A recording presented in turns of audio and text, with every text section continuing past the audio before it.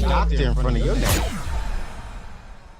Okay. Because you're not doing it because you want to. You're doing it to prove for your something. own liberation. Correct. It's more so. You're doing it to prove something. Okay. And so when we talk about the male gaze versus the female gaze, but whatever, we're still missing that. There's still a narrative. When you are trying to fight a narrative, the narrative is controlling you. Yeah. Okay. Well, I know we are in the month of love. You know, it's February. So I have a question for you, and this is probably going to wrap, and then we'll go into talking about your game. Okay. But when we talk about self-love and prioritizing ourselves in relationships, what does that look like for Black women, and why is it so important?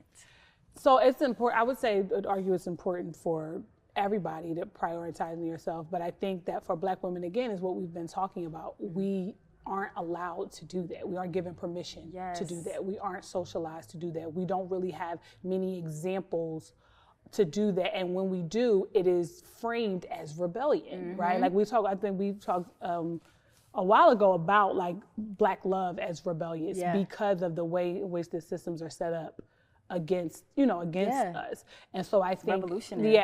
And I think if Black women can get to the place where they do get to exist or give themselves first and foremost permission to exist in joy and recognize that their permission that they give themselves is the only permission that matters, then it will lend itself to healthier relationships. I think that this collective identity crisis that we have as a society keeps the struggle of going, keeps us at, this, war, Black men on Black women war and relationships that we have, and who can get, what can we get from one another. And as long as I come out on top, I don't care who loses type of situation. It's coming from a place of hurt. Like we want to guard our hearts, but now we got barbed wire fences around it, and we're not, which is promoting this transactional type of relationship. And so I think that prioritizing yourself is vital, because when you do that, you establish your worth internally first.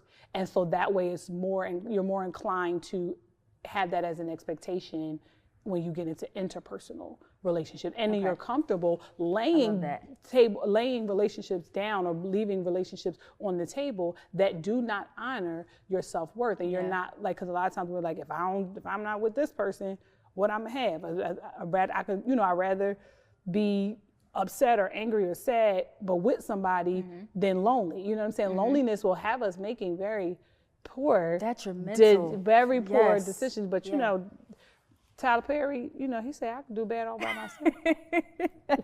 I don't want no Tyler Perry love. I don't know who originated that, but we can do bad. Like, in this life you will have tribulations. That's Bible. Okay, it's already hard. Okay, and the next 4 years finna be harder. So let me tell you what I'm not finna do. As add-on additional, I'm not about to sign up to be hurt and pain and disregard. I will not volunteer for that. I don't care. I don't care how much you make. I don't care what you buy. If Saks Fifth Avenue mean I got to be sad and crying and snotting, well, no, can't even do that. The doctor in front of your name.